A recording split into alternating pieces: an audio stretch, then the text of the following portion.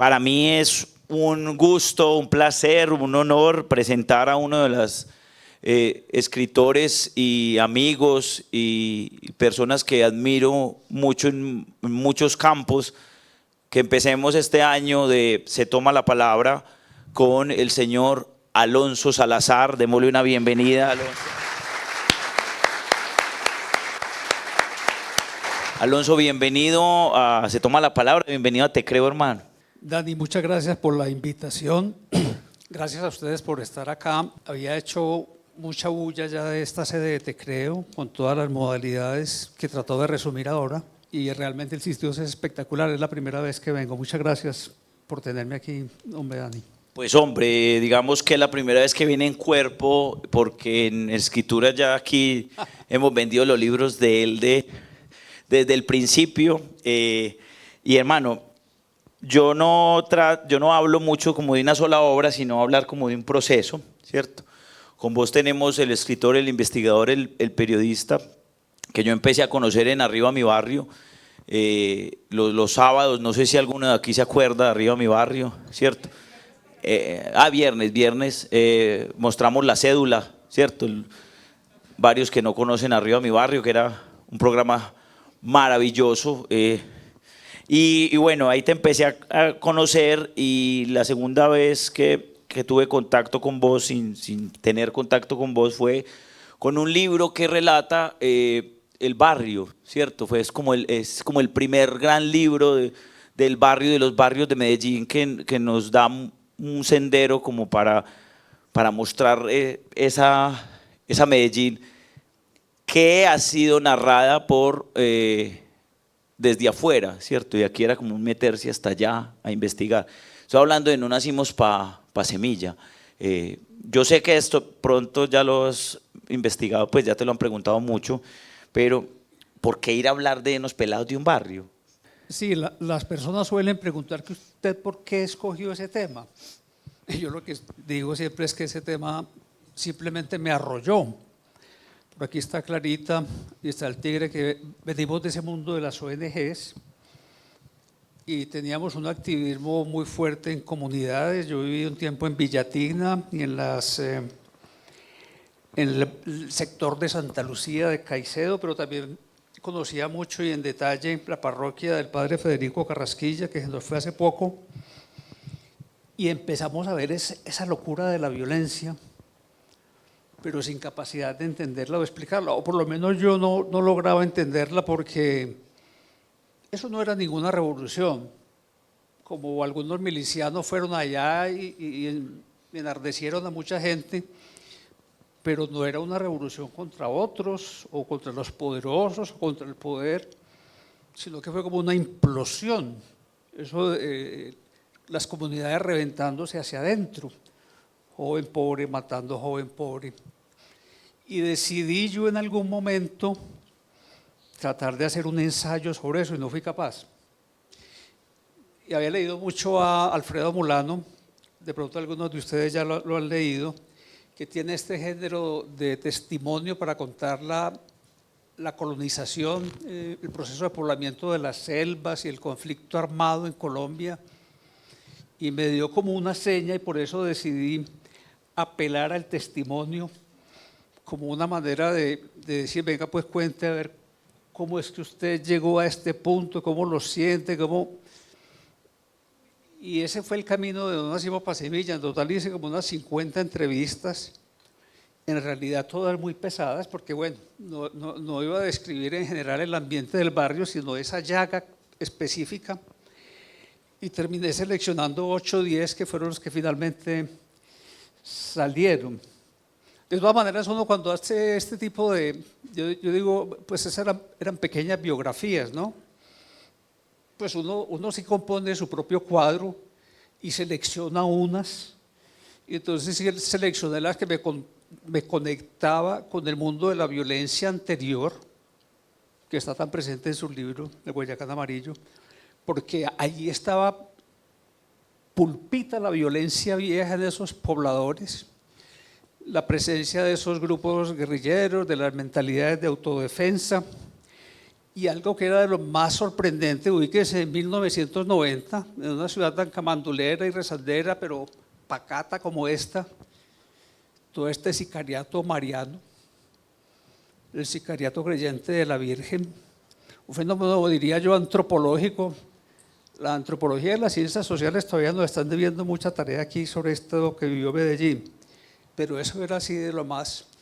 Entonces el padre Galeano me ayudó por lo menos a dibujar, a describirme las escenas que le había tocado vivir todo ese tiempo.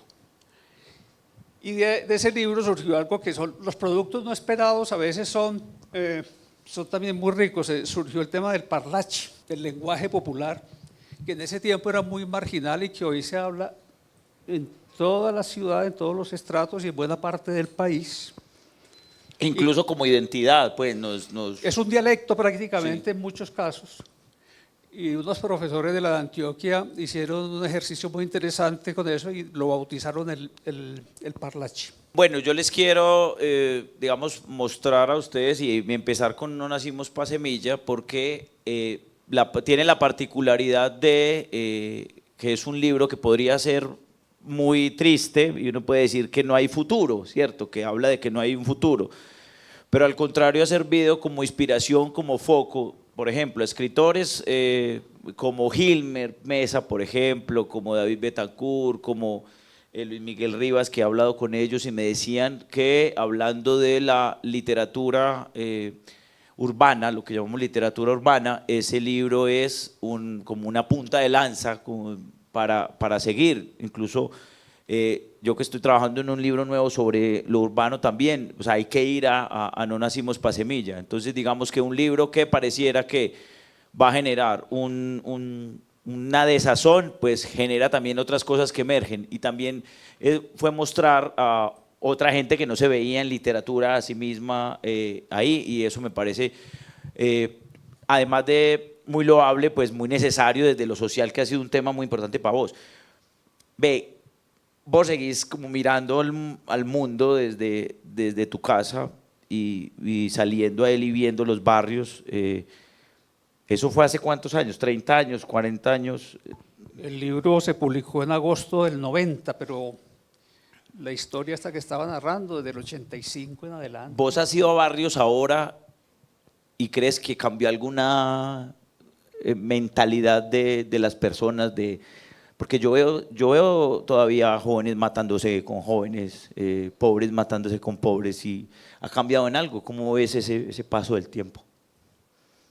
Me preguntan con mucha frecuencia también eso, pero yo suelo decir, y es con sinceridad, no por evadir, es que no tengo ya el conocimiento suficiente para dar como opiniones de fondo sobre eso. Antes yo me preciaba, ahí sí chicaneaba de tener como el pulso de la ciudad en muchos rincones, conocer la ciudad y ya no tanto. Yo creo que todos esos fenómenos perviven, se han sofisticado. Es que piensen solamente en que una banda como Los Triana lleva ya 40 años gobernando territorios entre Bello y Medellín, pues tienen que ser unos ya postdoctorados. Sí, eso ya no es un emprendimiento, eso ya está muy sólido. Pero sí, ya son cosas muy sofisticadas, y lo más preocupante para nosotros y para Colombia en general es la normalización. La catástrofe que nos trajeron las viejas violencias, a la que añadió la guerrilla catástrofes mayores y los paramilitares, han generado una inercia de continuidad social, de acostumbramiento a unas crueldades muy extremas, a unos sometimientos inexplicables.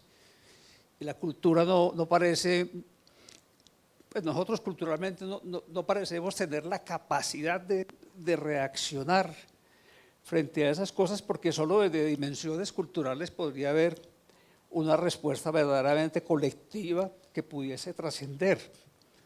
Sí, se hacen denuncias, surgen por ahí algunos valientes, pero ya no es un problema de que haya quien venga y haga denuncias. Es más, el sistema que teníamos antes de control social, así boleteamos a este man, No, pero ¿y cuál malvado hoy no se precia de que también lo boleteen? ¿Cuál político se preocupa porque le saquen su expediente de desfalcos y de crímenes? Entonces yo no sé, no tengo respuestas desafortunadamente, pero tendría que ser respuestas colectivas muy fuertes.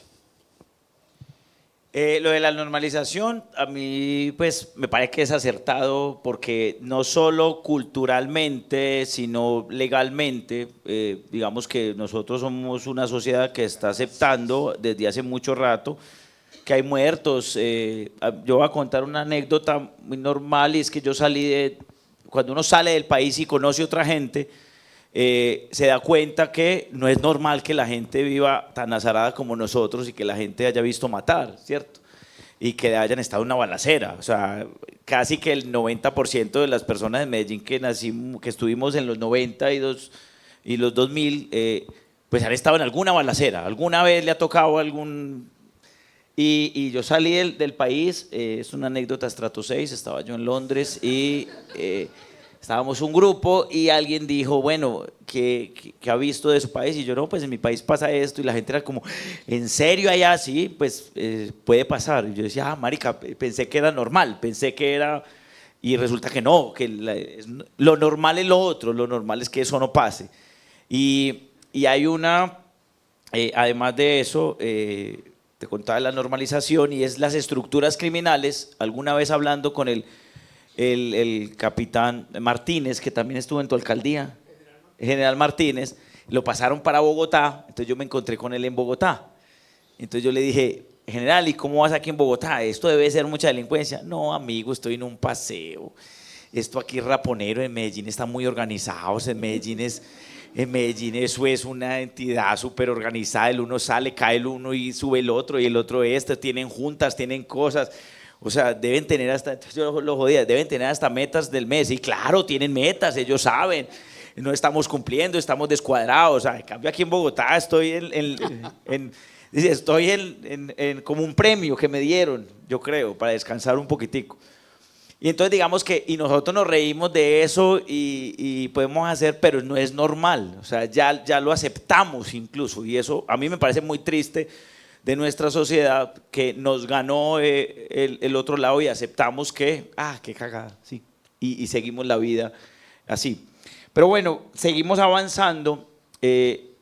Casi que vos tenés como una historia literaria que podría explicar el conflicto colombiano. Yo la pongo en una triada que se llama La parábola de Pablo, No hubo fiesta, y este último libro, El largo vuelo del Sirirí.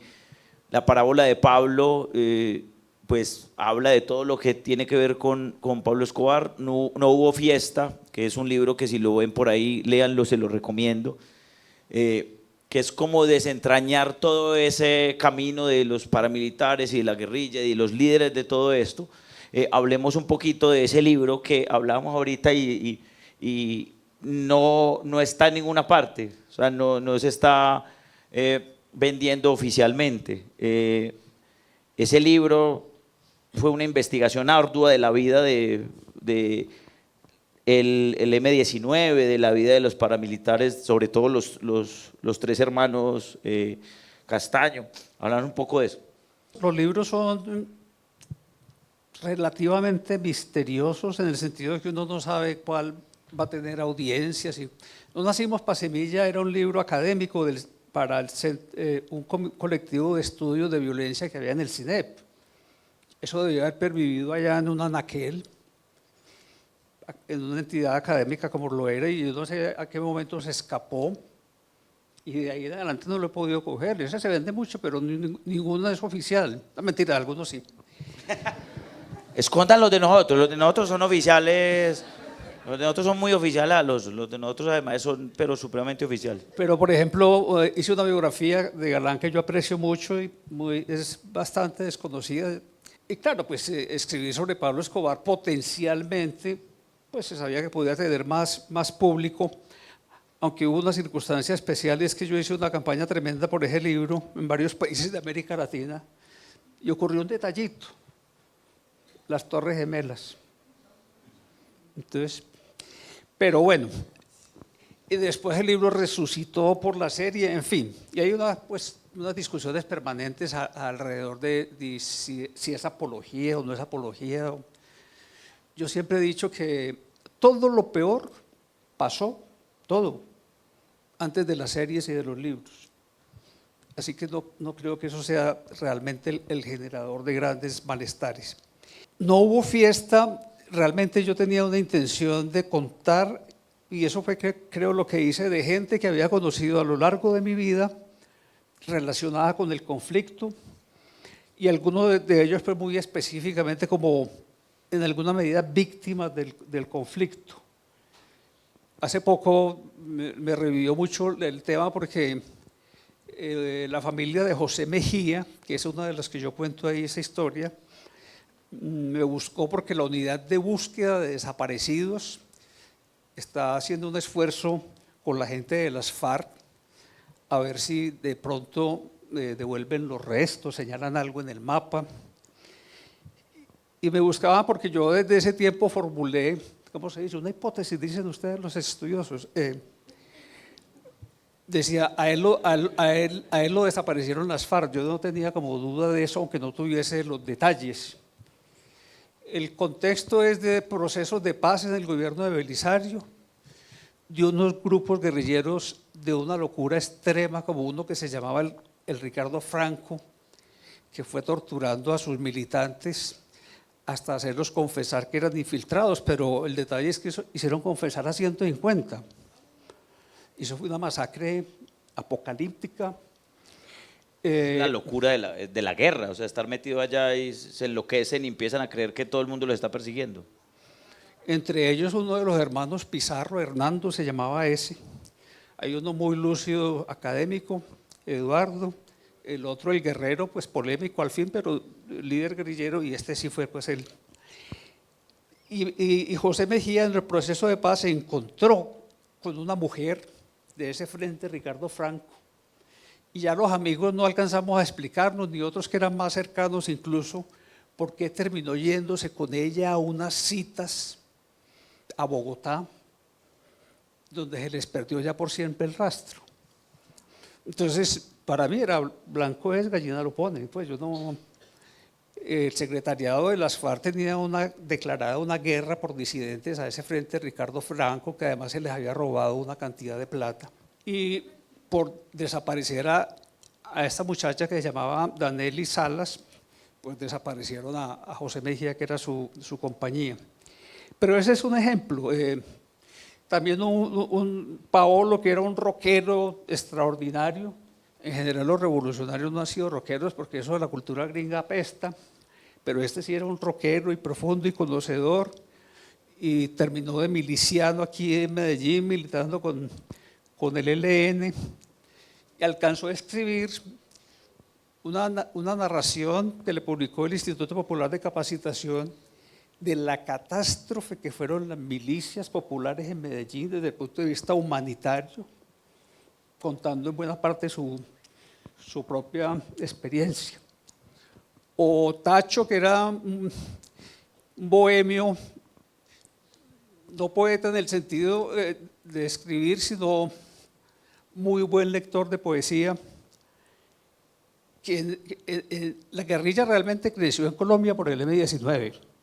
Antes las guerrillas eran unas cosas muy marginales, y este se quería ser guerrillero, pero del M-19, y estuvo también en ese proceso de paz, y en algún momento pues estuvo en combates, y en algún momento se marginó, porque yo creo que todos, y especialmente él, tenía la idea de que en realidad la revolución era una cosita como cercana, ¿no? Y después de 3 o 4 años ya de echar en buena parte de monte, decidió replegarse. Y como era zootecnista, yo lo había conocido porque yo quise ser veterinario y estudié en la Antioquia una partecita. Lo mandaron a una hacienda en Ayapel, y yo creo que esas son las circunstancias ya humanas, siempre impredecibles. Por allá pasaba la guerrilla. Dijo, ve, yo quería ser guerrillero. No, yo creo que la guerrilla le pedía favores, gasolina o que le prestara bestias, y yo creo que él pues, me imagino que una sensibilidad especial. Y allá al frente, la familia Ochoa, porque no fueron sino ellos, tenía una hacienda que se llama nada más, todavía se llama nada más y nada menos que Los Pájaros. Y ya salió la gente que lo desapareció. En fin, bueno, y por otro lado, los Castaño habían sido vecinos nuestros en el barrio Simón Bolívar. Ahí cuento también un poco la historia de ellos. Y claro, me pego de esa historia y después la amplío un poco más, ahí sí con investigación. Me gusta reportear mucho, a mí me encanta. Usted dice que no nacimos para semillas en literatura, y a los escritores aquí les da mucha pereza que cataloguen eso como literatura. Yo digo que es periodismo. Es más, la literatura se demoró mucho tiempo para empezar a hablar un poquito de este contexto colombiano tan duro. Se demoró mucho porque creía que eso era una cosa como de segunda. Yo creo que se demoraron mucho las editoriales en publicar a esas personas, y también posiblemente, empezando por el final, es que todavía la herida está muy abierta, y entonces los mismos que escriben sobre eso, hay gente que ha escrito desde afuera, ¿cierto? Por ejemplo, el caso de Jorge Franco, digamos, que escribe desde afuera, Rosario Tijeras. Cuando hablo desde afuera es que él está escribiendo en tercera persona de una cosa que está allá, de un barrio que él no vive, muy distinto a Hilmer, que está ahí, ¿cierto? Eso es escribirlo desde afuera, o Pablo Montoya, que estamos escribiendo desde afuera, hace una investigación, pero está desde afuera de alguna manera, en ese sentido.